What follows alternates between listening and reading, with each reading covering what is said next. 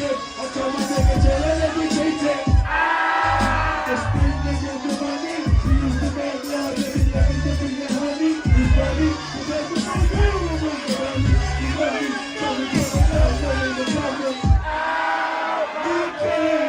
shit, baby, my bad. Just the way you move your ass.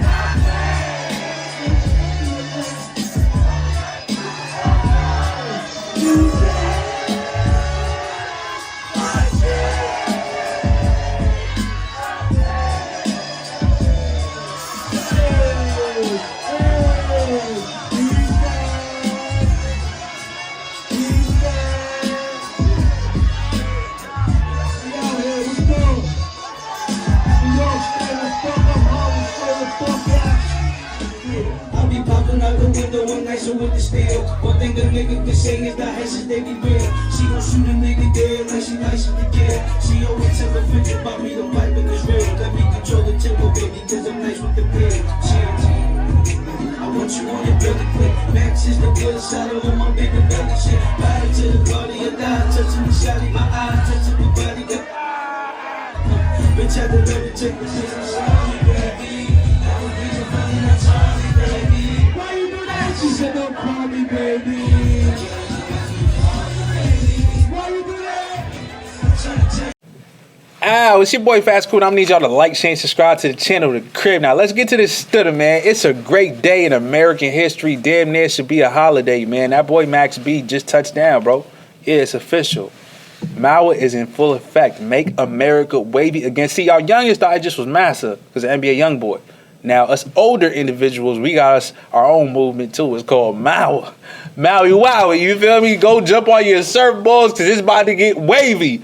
But before we get into business, into that thuddle, I'm going to need you to like, share, and subscribe to the channel and drop a couple comments, man. Help me bump up. Stop being stingy.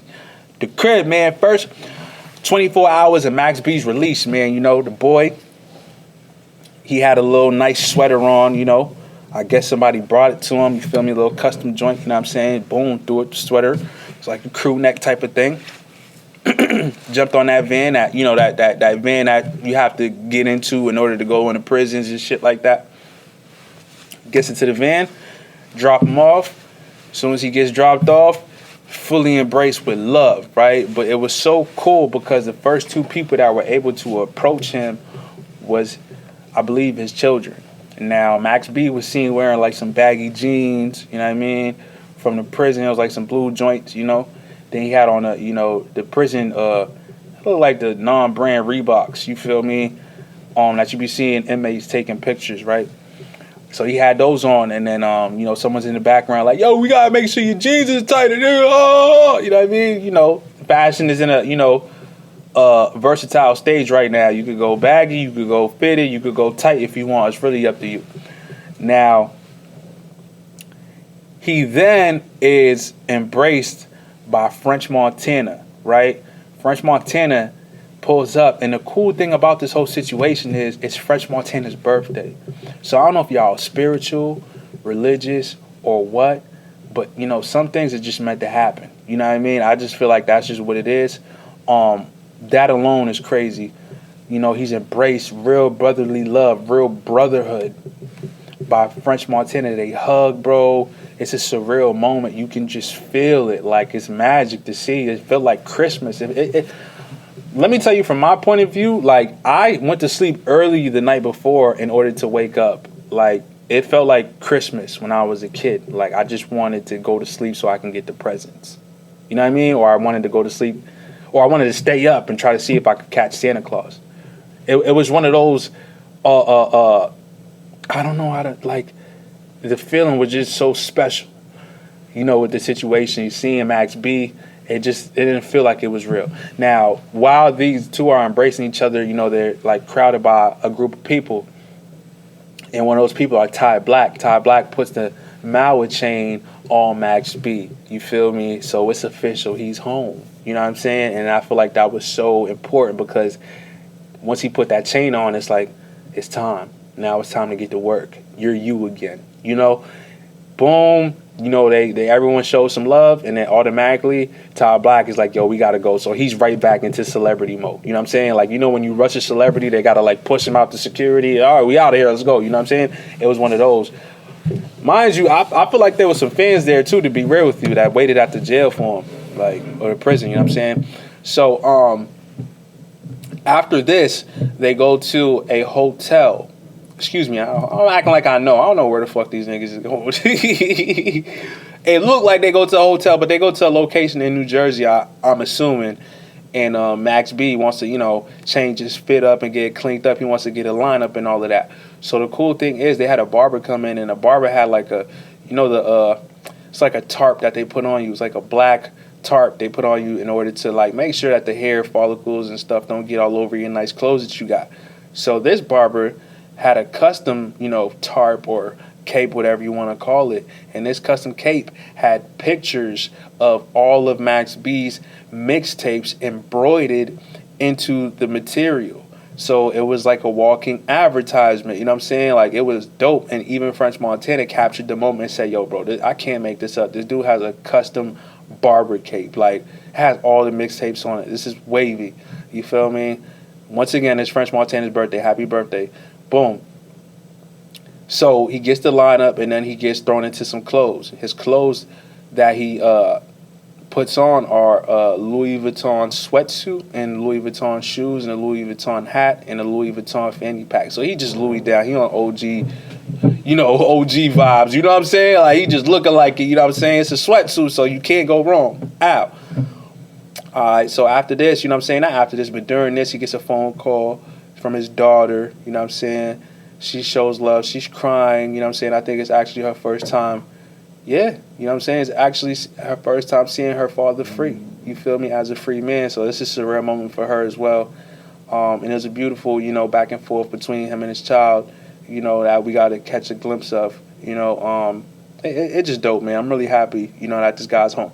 Now, following this, they go to the New York Jets game. The New York Jets stadium is in New Jersey. So, Max B was incarcerated in New Jersey. The Jets stadium is right there. They catch the game. They go over there. I think they're there a bit before the game even starts. And as Max B's walking on the sidelines, Method Man is there. Method Man is actually doing photography for the New York Jets. So I know this is a little off track, but I want everyone listening to this to understand that you do not have to stick to just music. You can be versatile. You can be diverse. You can expand your portfolio and try different things. When we think about the most successful hip-hop artists and musicians in general, a lot of them were able to drift off into different lanes. Ice Cube, 50 Cent, P. Diddy, the list goes on. They were able to do different things, right? But the root of their success came from their musical talent. And this is just something that you guys have to understand, all right? If Method Man's out there doing professional photography for the New York Jets, and maybe you should do something different as well. Also, remembering, your initial talent as well as music, right?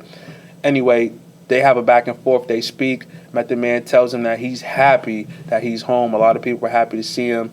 And Max B, comically says, yo, I need a job out here, man. Give me a job. And they laugh it off, and it's all love, right?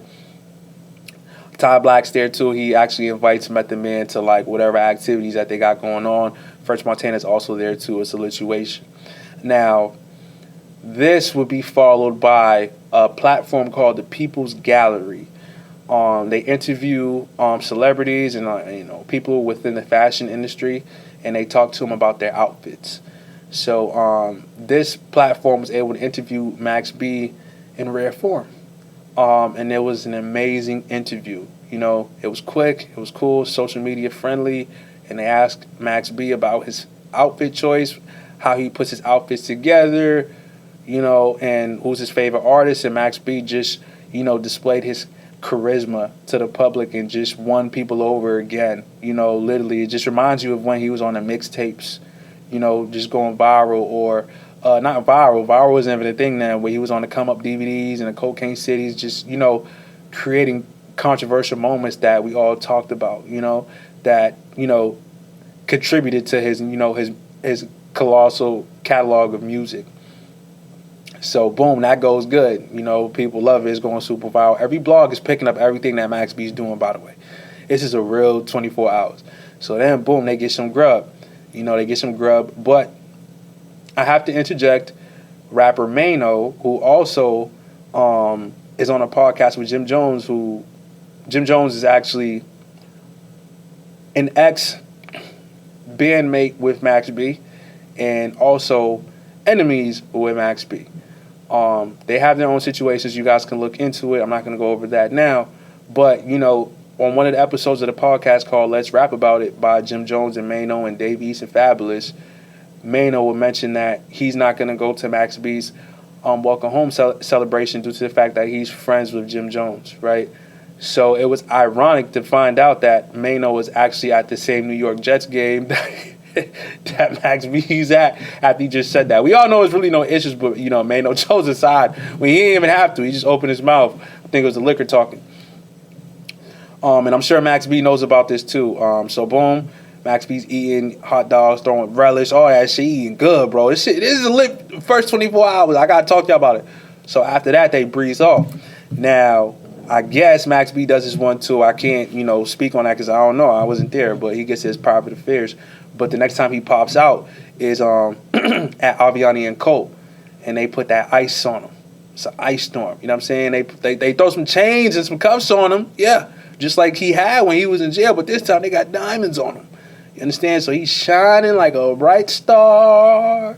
He's shining. You feel me? He's shining like a night star. That boy's shining. You feel me? He got the Rolly, right? It got the diamond dial with the, you know, the Arabic numbers on the clock. You know what I'm saying? So it's a numeral dial, but the numbers are in Arabic instead. So that's already fire because, you know, that's like some, you know, some Middle Eastern top tier diamond talk. You know what I'm saying? And then he's right there with French Montana. So it's just ups to Annie. You feel me? Ups to the vibes, right? Boom, he gets a couple bracelets, a couple chains, a couple rings. It's lit. You feel me? He's still showing his charisma, you know, while this is all in full effect. So, yeah, so he got the ice on him. You feel me? So then after that, you know, they go out to dinner. Now, French Montana is in a relationship with royalty from Dubai. It's this lady. She's the daughter. I don't know what's the term of it, but the best way I can describe it to y'all is she's pretty much a princess, and her father's like a king. So French Montana's engaged to this woman, and they went out to eat. So it was nice. It was in like a Middle Eastern type of setting. You feel me? Very cultural. And Max B was able to sit down with French Montana and his fiance, and it was a beautiful, you know, birthday celebration. Happy birthday, French Montana, once again. And you know, the public was able to witness this this moment. Now, following this, you know, they go to the studio. French Montana and Max B. Pardon me, you know, this might be in, like, I may have misplaced the order at some point, but I'm giving y'all the spill, okay? But just bear with me. But they go to the studio, they start cooking up, you know what I'm saying? More pictures get taken of Max B and shit like that. And they're working on Coke Wave 4. So French Montana is working on music on his birthday. It's lit. Super lit. This would then be followed by, what is it followed by? Oh, this would then be followed by Max B going to the club to perform at a hosting that he was booked for while he was incarcerated. So he has like a whole tour of club appearances. And this one was obviously in New York City, his hometown. And it was lit, bro. He performed Why You Do That, I Gotta Have It. There was one other song that he performed as well. And it was just, it's super amazing to see him back in his glory. Fans, you know, new and old were in the building, attending, you know, witnessing his greatness. It's so surreal, bro. You know what I'm saying? To the point it has you questioning reality. Like, is this really going on? Is he really home? Is he really out? That's how you know it's a magical moment, man. It feels like he's like been reincarnated. You know what I mean? His greatness to witness now. You know, he ended up getting up out of there, you know. And I think he had multiple events, to be honest with you. I think he's all over the place, to be real. He's book. But, you know, it's just dope, man. You know, overall seeing that is very nostalgic. I stayed up, you know what I'm saying? I stayed up. see this, to watch this shit, you know what I'm saying? To catch him in the club, get the vibes and all of that. And then the night before he was released, I went to sleep early, you know, just to try to make sure I was up early to see his release. Like, this guy is like, you know, like, this whole situation is very magical to people because, you know, he was deeply rooted into a lot of our childhoods and urban communities. And the fact that he's back, it brings us back to a place of nostalgia. So that's why he's able to get the love that he's getting, because he was there with us in very important times when things were different. It was a different era, and he's a reminder, you know, of that era that we come from, you know. So he's going to be great. All he has to do is make some new music with people of this generation, and it's going to go super up, so he can get the best of both worlds. Now, there were a lot of comments, man, you know, a lot of content that was created and geared at Jim Jones, you know, pretty much insinuating that Jim Jones is bitter, Jim Jones is hurt right now. And, you know, me knowing Jim Jones, I think that, you know, he's strong mentally, but I do think he is emotional at times. I feel like he expresses his emotions through his physical routine, his fitness, and that's why he's able to get the results that he has. He's able to still look great, which is amazing that he does, and it's great therapy for the mind. But I will say this, Max B's, you know, comeback is real. This is not something that's regular.